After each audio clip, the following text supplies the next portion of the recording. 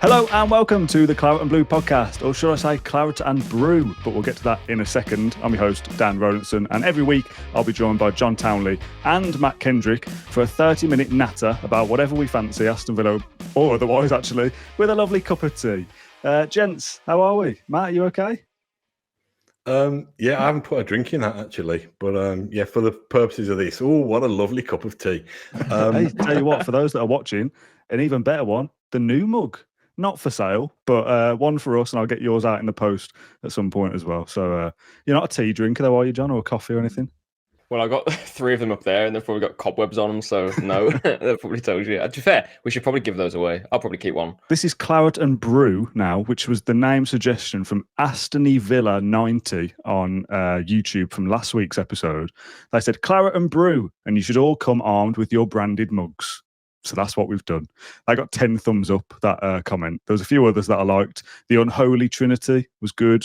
Halt, you go there is also good. 3 V's in a pod. Somebody was listening before our 3s in a pod suggestion. Things like 3 lions, that kind of thing, which felt too England for me for obvious reasons. And a load of other different suggestions. But Claret and Brew felt right, didn't it, Matt? Because this is just going to be as if we were sat round together in the office before a podcast with a cup of tea, just having a chat about whatever we fancy. Well, I don't know whether I'll try and get some biscuits on expenses or something to see if we can have something to dunk. But yeah, nice little bit of knockabout chat to distract us away from the horrors of Aston Villa not winning the Premier League title this season. Well, we might. It's still 36 games to go. Today's episode, I've brought the topic of conversation this week, and I wanted to bring in superstitions or match day rituals, whatever you want to call it. I suppose that's 2 different things, but kind of the same. And the reason I wanted to bring this up is because obviously it's Crystal Palace at the weekend, and whilst for this specific fixture, people may feel like, well, Villa are short, Palace are good, so this could be difficult. A lot of the narrative that comes with this fixture and Man United and Wolves away and Newcastle away is, well, we never beat these. And this is a really hard game for us over the years. The head-to-head record, Glasner has beaten Emery. Emery's never beaten Glasner. That means this. And ultimately, it doesn't really mean anything, does it? It is all just a bit of a superstitious, well, this is a trend we think we've spotted, so let's just go with that. That's just the tip of the iceberg of this conversation. I just wanted to put that out there. I've got some fans' matchday superstitions as well that we'll react to at the end, but I just wanted to kind of bring that to the table and say, are either of you 2 superstitious? Do you think this is a thing, John? Well, I'm actually committing to making a superstition. Is that a thing? Can you make a superstition? So they all start somewhere. So from Crystal Palace onwards, it will probably break if we lose, right? So I shouldn't do it anymore. But I've got a little Hercules teddy, which has been in my background here for a little bit of time. And now we're talking about superstitions, because I was going to come with this thinking, okay, well, what can I bring to the table? What's my superstition? I don't have one, which is really boring for a podcast. So I'm going to make my own from today or from the Palace game. I'm going to put that in my bag for every match. So when I go up to the security gates at Tottenham away, Liverpool away, and they look for my bag, Hercules will be there, and I'll have to explain each time. No, apparently. So what did we say before the episode started? The 2000 kit, I think. Yeah, it was a bad start because we stank out Wembley in that kit. Yes, it's not ideal. What are you going to do, John? If we get, let's say, I mean, I don't want to be the doom monger here, but let's say we get beat 5-0 at home to Palace on Sunday night. Are you going to like rip its head off and like tear it limb from limb, or what? Yeah, make it a voodoo doll. Give it a chance. No, we need to give it a chance. It'll be my little lucky charm. I don't know. I thought this was my dad's, but then I'm going to guess it's mine because I was born in 2000 when Villa were using the kit. What, you said I thought this was my dad then? I might have to. The teddy I thought was my dad's. It was in his like all of his Villa kind of memorabilia, like Rotterdam bus passes and all that sort of stuff, and then Hercules as well. So yeah, I'm gonna take it on every away game and home game from now on, and that will be my new superstition. Hopefully, it's a positive superstition. See, I like that because this is where all the kind of, for me, it is all a load of nonsense. So you just making it up is like, well, yeah, fine. Like, it has got to start somewhere. Yeah. But if you take it to Palace and we lose, and you take it to Everton and we lose, do you stop then? Like, it's not a lucky charm. Well, this is it. Yeah, it needs to start lucky. So really, we need to beat Palace for it to count for anything. Yeah. But We'll do. Of course, we'll beat Palace. You've got your lucky charm. yeah, well, that's the whole point, Dan. Come on. Oh yeah, these things kind of work the other way, don't they? You go to a game wearing this. For those listening, I'm wearing a kazoo training top. It was the first one I picked off the shelf. If I wear this on Sunday and we win, if I was superstitious, I'd then feel like, well, I have to wear this to the next game then. John, I'm not saying I don't believe you, but can we have some proof of you at each stage? Can you do a little selfie with Hercules? You know, I could. Or put him in your walk and talk and just kind of so we know he's there. Yeah, You could almost be like your little puppet, and you can be like punching him when we've lost, and then celebrating with him when you've won. Punching Judy's show and the walk and talk. Yeah. Just take a picture of him on every press box. Like, put your laptop there, put Hercules there. Be a nice little memento. Sure, yeah, and I can send it to you, and you can put it in the post match and be like, just to prove this is Hercules at the Amex. You know, we could do like that. Yeah, we can take the Hercules brand because he's nowhere to be seen. Careful, He's John. gone lost. Copyright and all that. Yeah, true. Matt, I know you're superstitious to a point, but I'm going to allow you the floor here to expand on it. For anyone who's listened to the podcast for a long time knows that we've touched on these things a little bit before. I'm sure we've spoken about superstitions in a Q&A or something. You've got your weird drain thing, haven't you? That you can only step on 2 or something. Yeah, I mean, this is not just for football. This is for life. This is, to be honest. So I'd cross a road in front of 6 lanes of traffic to try and make sure I got good luck crossing back.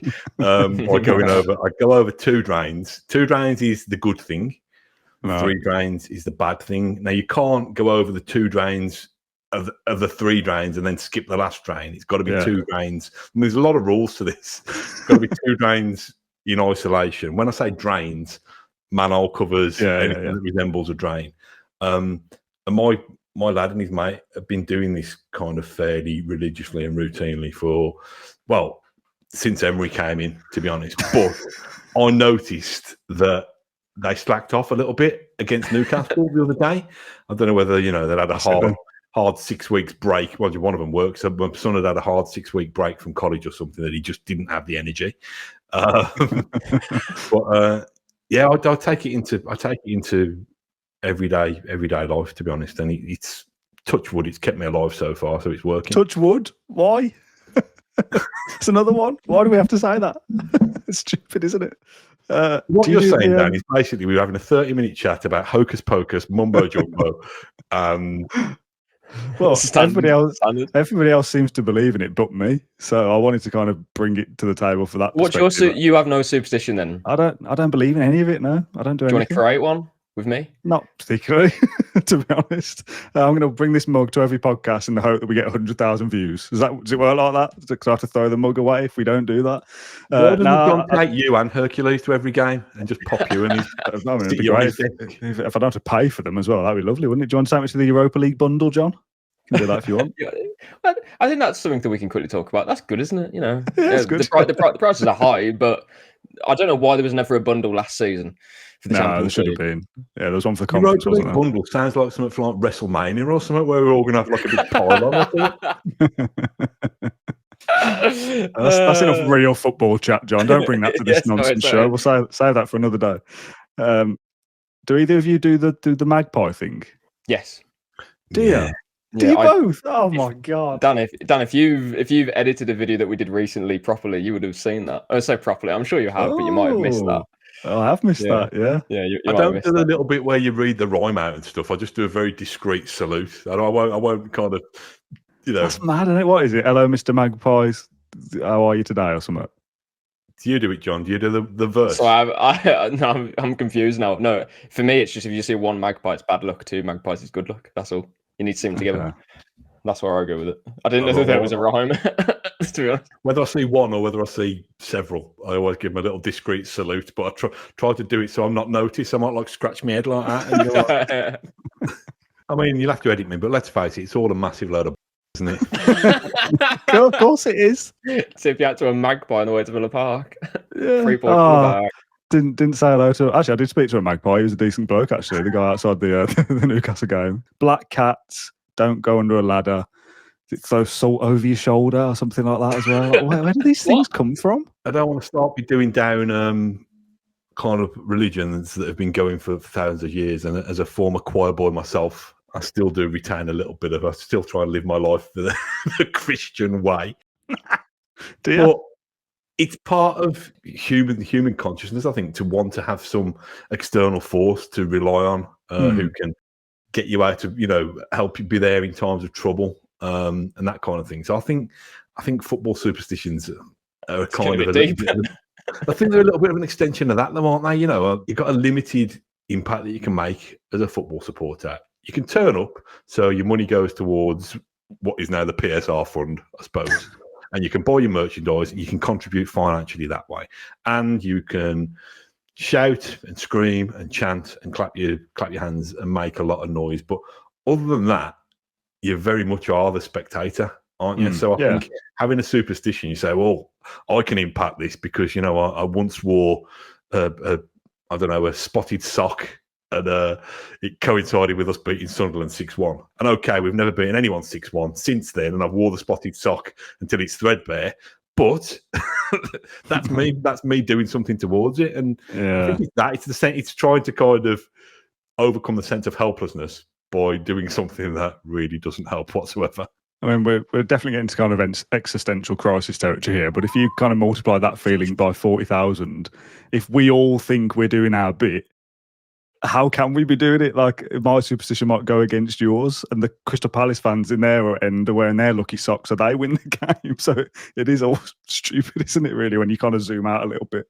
Well, yeah, I mean, have we got spies in the camp? Have we got traitors? Are the other 41,000 people who are professing to be Villa fans, are they actually working against me? You know exactly, what I mean? Yeah. John, have you got any work-related superstitions? I'm putting you on the spot here, but once you get into the stadium, you have to turn your laptop on and off again or something like that? Make sure it's all reset and ready to go. No, genuinely no. Do you want to make one up? It's not really Hercules is now my superstition. I don't. It's not really superstition, but this is not just trying to do this to impress Matt. But I like to be prepared for games. Yeah, I mean, switching your laptop on, John, I think is a good thing to have, to be honest. Yeah. I would hate to turn up to a game and I've only got I've turned up on team news and I'm all over the place and I need to also get my food from the press, all that stuff. I like to turn up with lots of time. So I'm usually one of the first in to make sure I'm there. I think maybe because obviously I'm emotionally involved in this as well. I want Villa to win every game. I still have that kind of nervous energy about me as well.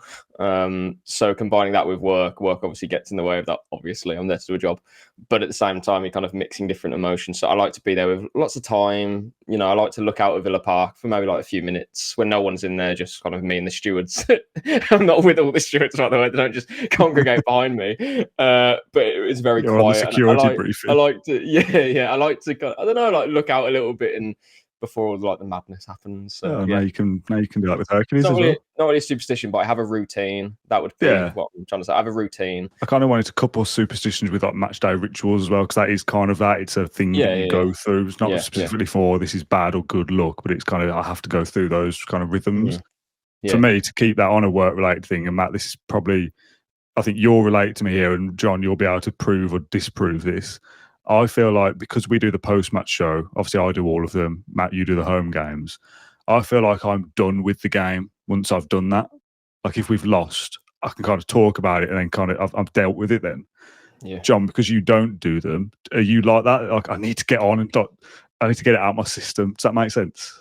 You can't get out your system though when you're working because it's impossible. You can't just. I kind of can. No, but once I've done the post match, I'm kind of right. I'm done with that. John's defeat probably now. got a bigger workload than you. John's probably got to do 12 post match pieces of content. I mean, I feel I'm done as soon as I leave the stadium. To be honest, when I roll my eyes, I've got to chat to you. I think it's easier if you're doing a podcast as your kind of last piece of work, if that makes sense, because you've literally spoken through it. You don't really need to do anything else. Whereas, I've obviously got other things that I have to do, and then next day as well. It doesn't just stop. So Yeah, I just kind of feel like, that defeat's really wound me up. There's been a couple of occasions, and we've done the post-match show now for almost 5 years, on match day after full time. There's been a couple of occasions where we've missed it for one of us being away or whatever. I can't let go of that yet because I haven't spoke about it. I know it sounds daft, but that's kind of superstition-ish for me. I don't know whether my match day routine, I don't think it's anything to do with superstition or good luck. I think it's the older I get, being set in my ways. So, for example, my mate, he turns up every now and then, but he doesn't go as regularly as he'd like. But he might have a ticket on a Sunday for Palace. He keeps trying. I can't remember the name of the brewery. There's a brewery kind of bar thing quite close to Villa Park at the moment, apparently. And he keeps saying, can we go here before the game? I'm like, no, because what we do is I leave home 2 hours before the kickoff. I park so-and-so location. I walk there. I get a burger there, and I go into the ground at that time. And I don't think that's superstitious. That's just me being a very unyielding, uncompromising old git, to be honest. I have that. I had that as well, though. When for the many years I'd be going with my brother and my dad, that we had to do the same thing. Even subconsciously, it would be, well, I have to go to that burger van because that's where I always go. I don't think there's anything related to all this means we might win. But then one time I went to like a League Cup game, the Wigan match, like some years ago. I think we won like 3-0, and it's the one where Adoma stood on his head. Stood on his head? No, that doesn't make sense. He did a headstand, sorry. Yeah, that celebration. And we were late going in. We went in a different part of the stadium. Like we come from like the north stand, like big Tesco, that area where usually we would come from the other side.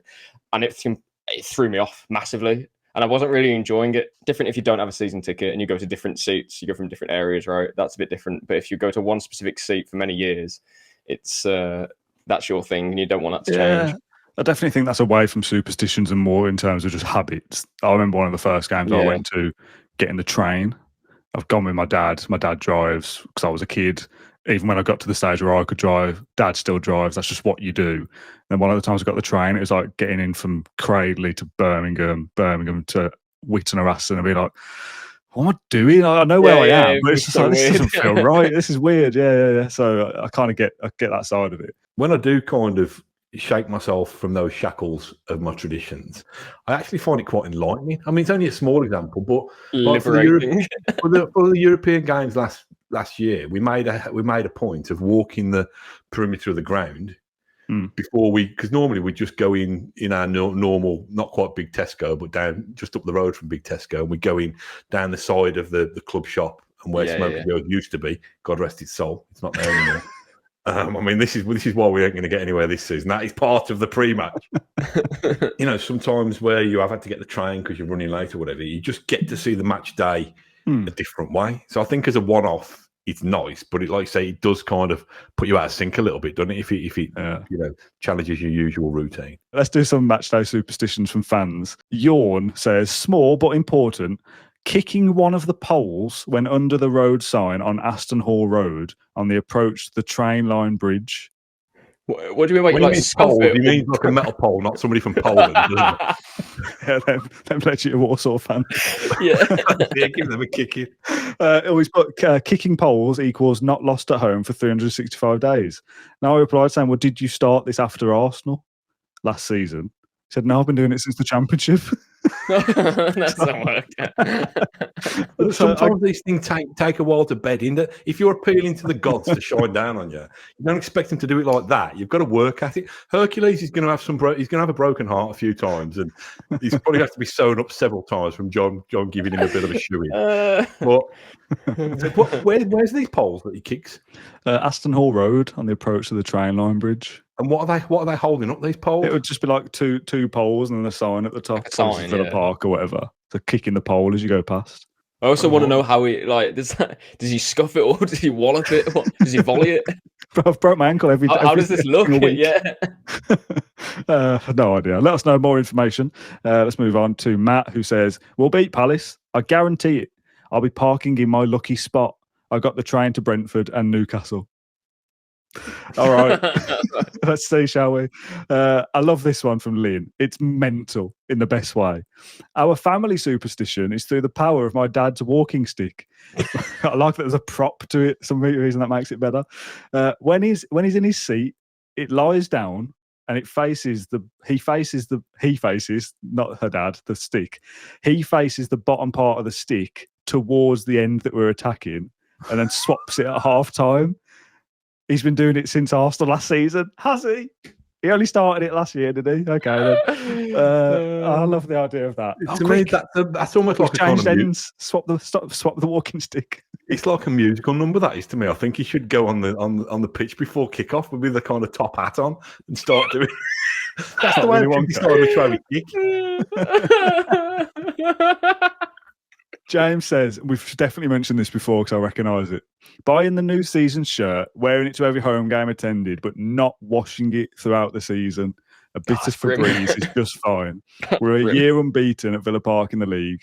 It's worth noting, however, I'm yet to buy this year's shirt, so I'm fully expecting a defeat to Palace. James, you've got time to go and buy the new shirt, but please wash your shirts. Surely if you're wearing it for several hours a week, 19 times, it's going to get a bit funky, no? Yeah, I don't know. I would sweat with anxiety in Villa matches sometimes. not even when it's hot, just when it's -1, I'm still sweating. So maybe James is super cool, calm and collected and never sweats. Maybe. When I was a teenager, I had my nipple pierced. And I don't know why. I don't know if it was a superstition or just to show it. I don't. You're not seeing it again now. I probably should have had a tattoo, to be honest. But it used to be like a ring. I've got a bar in it now. You know the little kind of silver pendants that you you wear around your chain with like the Villa badge on it, the Villa crest. Yeah. I used to have that on it. It wasn't intended. Was it heavy? Carried by the weight of a nipple. And I think I probably told you before, but when I used to play, because I didn't want to take it out, I used to play football in it on a Sunday morning. And my mate's mum, it was like a kind of surgical procedure. She had to kind of strap me up properly. You know, people were getting strapped up with like bad knees and ankles and stuff like that. And I was just getting this nipple thing put in place, but I can't remember it ever bringing any good luck. So, you didn't need to mention any of that. No, I didn't cut that out, actually, to be honest. No, can't do that. It doesn't add anything to our superstitious debate, to be honest. There's a lot of, I'm not going to read a specific one, but there's a lot of fantasy Premier League chat. Captain Watkins, and he had a stinker. I took so-and-so out my team and they scored. There's a lot of fantasy football stuff. None of us play it, though, do we? So don't know. But I wonder, I suppose in terms of like the FPL stuff and people who kind of, I don't play that, and I don't bet on football either. I really am a boring man. But I know sometimes when people kind of do bet, they kind of hedge the bets in a way where they'll bet one thing and they'll bet not the exact opposite. But I wonder if, can you do that with superstitions? Can you? I don't know. Like something that's slightly conflicting. Like I'll wear this jumper because we won last time I wore it, but I'll also wear a T-shirt that we drew in, so we can't lose. Like that kind of thing. That's probably all right in winter if you've got about 17 items and gone. We have won one game in this, so I'll put it all on. You'd stink more than old sweaty shirt, man, if you put all your lucky garments on at one go, wouldn't you? Another wearing one actually from Niall. I'll wear a jersey from my collection. If Villa avoid defeat, it's taken off and put in the wardrobe till the next game. I'll also only wear the same training top or quarter zip in between games until we lose. And the process restarts again when Villa lose. Now, my thing with this, I think I'm lazy. I can't be bothered with all the admin. Have I put my shirt back in the wardrobe and now I can't wear this now till the next game and I've got to wear this top? I can't be bothered. That's a spreadsheet, isn't it? Keeping on top of that, you're going to have to have your kind of superstitious spreadsheet. But that doesn't feel like that it can be lucky, if that makes sense, because you're just essentially reacting to what happens. Do you know what I mean? I suppose that's probably the same with really, but it's kind of like you're admitting that you have no control over this, so I'm going to change my shirt if we lose. Like, I don't know. Just on that point, the word jersey. I mean, I'm an old man, and even I wouldn't use the word jersey. What's that doing? I think jersey's an American thing, or Ireland potentially as well. Let's say Jersey and Ireland. It's definitely American as well. For sure, I'm sure about that. Are you Jersey sure about it?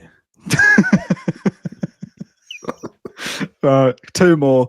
Stuberto says, my first game was at home versus Spurs in January 1996 as a late 7th birthday present with my brother and uncle.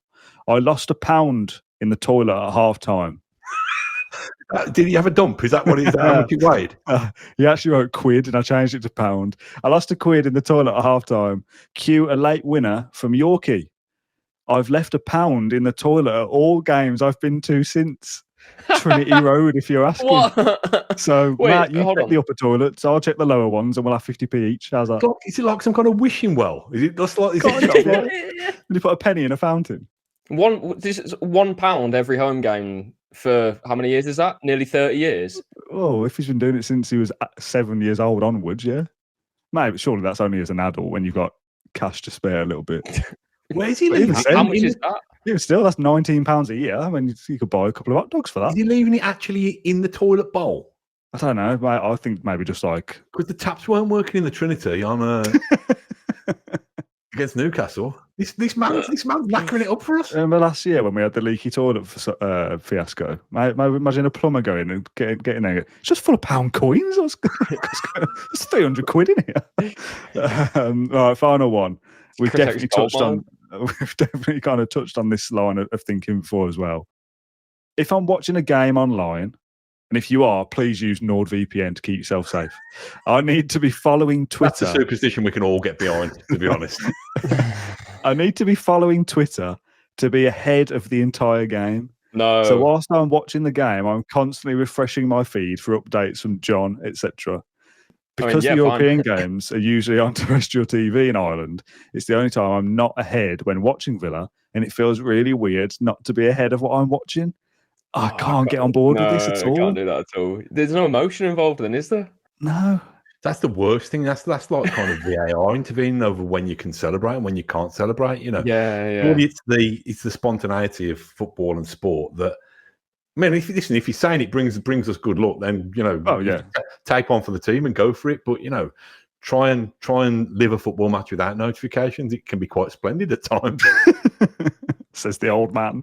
Yeah, it's right though. We've all watched games online, right, or on catch up or whatever, slightly behind. We've paused it for a wee or whatever, and you're a few minutes behind. To get a notification saying somebody has scored, and you've then got to watch it unfold in real time is such a bizarre feeling. Like if I am ever watching things like that, it's notifications have completely blocked out airplane mode, everything. I don't want to know what's coming. 100%. No, not at all. I do know one person who they'll do that, but only if their team is losing, because they just feel so disgusted with it and they want things to change quickly and they want to know about it as quick as possible. I still think that's mad. That's the only kind of time I've heard about it otherwise. Yeah, that kind of makes a bit more sense. But even then, like if you're going to make the comeback, the team's going to make the comeback, you want to experience it for real rather than, we've actually scored now. I suppose it goes the other way. They've scored another, so I'll see it on telly in 5 minutes' time or something. It's weird though. So invested in little Hercules now, John. Yeah, same. I need, the trophy drought goes on, and that little fella there could be the difference. Oh, we haven't won a trophy for 30 years. That line is 25 years old. It's close enough, isn't it, Matt? That maybe maybe it's a curse. Maybe it's a cursed item. Maybe Hercules needs to go and have a wee in every corner of the ground, every corner of every ground that we visit, John. You know what? You can do that. Maybe put in the comments. I'm more than happy just to take a selfie outside every game. But put in the comments, is there anything you want me to do with Hercules? That sounds odd. Is there? It'd be great. Have you've seen that? That I don't think he's a Man United fan. But he's a football fan on TikTok or Instagram, or whatever. And he's not gonna. He's not having his haircut until United win 5 games in a row. I didn't see that. Yeah. It'd be great if Hercules' mane grew at the same rate until we won a trophy. You know what I mean? I'm going to try and water him, mate, so he can get his hair to grow. Yeah. Do you want to try that, Matt? Do you want to grow your hair to 5 in a row? Just stick some cress seeds in my head and see what we can do.